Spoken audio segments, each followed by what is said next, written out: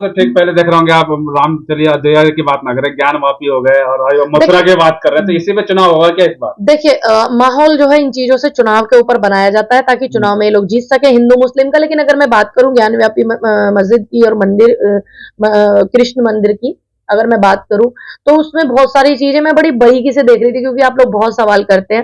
तो उसमें जो है जो मंदिर की दीवारें हैं, बड़े बड़े मोटे मोटे पत्थर हैं, उनमें बहुत सारी सनातन धर्म के देवी देवताओं की मूर्ति भी पाई गई है। उसमें जो है शाश्वत बना हुआ, यानी कि सतिया कह देते हैं गाँव की भाषा में, ओम बना हुआ जो उल्टे सीधे तरीके से लगे हुए हैं, उल्टा करके पत्थरों को लगाया हुआ है। इस तरीके की चीजें जो है लगी हुई हैं। अगर मैं बात इसी बात पर करूं कि ज्ञानवापी को लेकर के, कृष्ण भूमि को लेकर के, तो इसका मतलब जब वहां पे उन मस्जिद में ये सब चीजें देखने को मिल रही हैं, इसका मतलब वहां जरूर मंदिर होगा।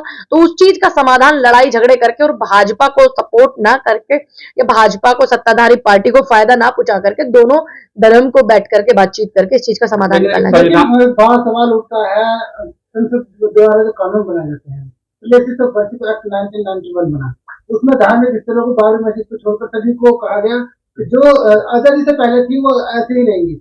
तो आपको क्या लगता है कि उन जो कानून बनाए थे सदन की तरफ से उनका पालन नहीं हो रहा है? देखिए मैंने आपको बोला कि पूर्व में भी बहुत सारी चीजें गलत हुई हैं। अब आप सोचिए कोई अपने स्वाभिमान को कैसे छोड़ सकता है? कोई अपने सम्मान को नहीं छोड़ सकता ना। देश आजाद हुआ है 70 साल पहले, 75 साल पहले। ठीक, धर्म जो है सनातन सदियों से है, जिसका आदि है ना अंत है। तो आप इस चीज को समझने की कोशिश कीजिए कि सर्वोपरि इंसान 75 साल के उसको वैल्यू करेगा या धर्म के जो अगुवाई करने वाले लोग हैं। अब आप इसी चीज पे आ जाइए। अब जो है मैं बात करूं मुस्लिम धर्म की, है ना। मुस्लिम धर्म जो है वो अपने धर्म के लिए जो है अपने मजहब के लिए लोग अपनी बात को रख रहे हैं। तो उसी तरीके से सनातन धर्म है, सनातन धर्म के लिए अपनी बात को लोग रख रहे हैं। तो अपने बात को रखना गलत बिल्कुल भी नहीं है। और रही बात, मैंने क्या बोला कि पूर्व में बहुत सारी चीजें गलत हुई हैं। मनुस्मृति में भी गलत हुआ था, वो भी हमारे बड़ों ने लिखा था, उसमें भी कुछ चीजें गलत थी, तो उसमें भी सुधार हुआ है, ऐसा नहीं है। तो आप ये कह रहे हैं कि ज्ञानवापी हो चाहे मथुरा का मामला हो, वो सभी मतलब बनने चाहिए जो पहले देखिए थे। बिल्कुल, देखिए जो सही था उसमें फैसला होना चाहिए और वही होना चाहिए। मैं सही के उसमें हूँ, पक्ष में। जब आप इस चीज को मानते हैं कि जो पहले थे तो वही बनना चाहिए, तो इसका मतलब थे, है कि नहीं? तो सही के पक्ष में मैं हूँ। चाहे मंदिर हो, चाहे गुरुद्वारे हो, चाहे मस्जिद हो, मैं सही के पक्ष में हूँ। अच्छा, एक मुफ्ती सलमान अजहरी की बात सुनी होगी, उसमें कुछ ऐसे शेर बोलते हुए कुत्ता बोला, उनकी गिरफ्तारी भी हो गई, जमानत नहीं मिली। तो एक सवाल ये उठता है, जैसे रमेश बुदुड़ी हो, अनुराग ठाकुर, वो लोग भी बोलते हैं उनकी गिरफ्तारी कब उनके होगी? देखिए उनके, क्योंकि ये लोग सत्ता के लोग हैं, उनकी गिरफ्तारी नहीं होती है, इसीलिए हम लोग सही बात को रखते हैं, इसीलिए आप लोग हमसे सवाल करने आते हैं। बिल्कुल, अगर संविधान में कानून बना है तो इतना ही जुनैद के लिए बना है, इतना ही हमारे लिए बना है। सीधी सी बात है, अगर हम कुछ गलत करते हैं तो हम पे भी कानूनी कार्रवाई उसी ढंग से होनी चाहिए और आप पर भी उसी ढंग से होनी चाहिए। मैं इस चीज के बिल्कुल पक्ष में हूँ कि जिस तरीके से भाषा का जो है इस्तेमाल किया गया भाजपा के सांसद द्वारा, तो उन पे भी कानूनी कार्रवाई होनी चाहिए। मैम, लोकसभा चुनाव से पहले जो हिंदू मुस्लिम की राजनीति चल रही है, इसे कैसे देख रहे हैं? देखिए ना ही मंदिर गिराए जाने चाहिए, ना ही मस्जिद गिराई जानी चाहिए, लेकिन जो समय के आधार पर कोई चीजें अगर मानिए किसी ने भी, देखिए जैसे बहुत सारे लोग बोलते हैं मनुस्मृति में ऐसी प्रथा थी, ऐसी प्रथा थी, तो ऐसा नहीं है कि बुजुर्गों से गलती नहीं हुई है, उसको भी देश में सुधारा गया। अगर उसमें कोई गलती हुई है तो उसको एक व्यवस्थित ढंग से सुधारा जाना चाहिए, ना कि हिंसा होनी चाहिए। तो मैं इसके पक्ष में हूं, अगर कोई चीज गलत हुई है तो उसको सही तरीके से सही किया जाना चाहिए, ना कि हिंसा करके लड़ाई करके होनी चाहिए। अब आप लोग, बहुत सारे लोग सवाल करते हैं मनुस्मृति में ये था, मनुस्मृति में ये था, औरतों को जला दिया जाता था। बिल्कुल कुछ चीजें मनुस्मृति में गलत थी, समय के आधार पर उनको भी बदला गया। तो ऐसे मंदिर और मस्जिद की जो ये लड़ाई है, अगर हमारे पूर्वजों ने सनातन धर्म के कोई गलत चीज की है तो उसको भी व्यवस्था के हिसाब से सुधारनी चाहिए।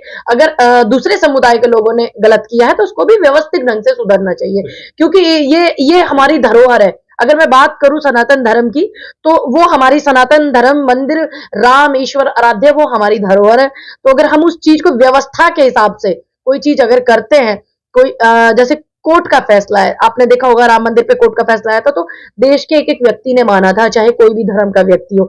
तो एक व्यवस्थित तरीके से चीज हुई तो उसको माना सभी लोगों ने, दूसरे समुदाय के लोगों ने भी माना। सनातन धर्म के पक्ष में वो फैसला, राम मंदिर के पक्ष में वो फैसला है। तो मेरा मानना है कि अगर ऐसी चीजें उसमें चुनाव- भूतकाल में अगर हुई है। इस तरीके की जो घटना हुई है, दंगा हुआ है, उस पर क्या कहेंगे? देखिए, मैं दंगे के बिल्कुल भी पक्ष में नहीं हूं। अगर कोई भी इस तरीके की चीज है तो आपको देखना चाहिए। उन सब चीज साक्ष्य जो होते हैं उनके आधार पर फैसले होने चाहिए। जो सच्चाई है उसके आधार पर फैसले होने चाहिए। दंगा नहीं करना चाहिए। दंगा किसी भी चीज का समाधान नहीं है, चाहे वो कोई जात हो, धर्म हो, पंथ हो, मजहब हो, कुछ भी हो। क्योंकि बहुत सारी चीजें मैं देखती हूँ आजकल, बात को रखने से पहले लड़ाई झगड़े हो जाते हैं, दंगे हो जाते हैं। वो नहीं होने चाहिए। लेकिन अगर मान लीजिए कोई धरोहर है सनातन धर्म की, तो उस पर ज्यादा बवाल भी नहीं करना चाहिए। अगर सच्चाई लोगों को पता है तो वो जरूर उनके फेवर में बात सब सामने वाले व्यक्ति को भी करनी चाहिए, जिससे लड़ाई नहीं होगी। अगर कोई धरोहर है दूसरे धर्म की तो उसमें हमें वो करना चाहिए। सब चुनाव प्रधानमंत्री की तरफ से कहा गया है कि 25 करोड़ लोगों को हमने गरीबी से बाहर निकाला है, और आगे जो तीसरी बार प्रधानमंत्री बनेंगे वो 100 साल की रणनीति तय करेगा। तो आपको क्या लगता है? देखिए, मैं बस इतना ही बोलूंगी, अगर उन्होंने गरीबी से बाहर निकाले होते, इतने नौजवान युवा बेरोजगार नहीं होते और 5 किलो के राशन का मुंह नहीं देखते। इसका मतलब इन्होंने लोगों को गरीब बनाया है, जो इनके ऊपर आश्रय हो चुके हैं कि अब हमें 5 किलो गेहूं कब मिलेगा और बस हम रोटी खा लें और जिंदा रह जाएं।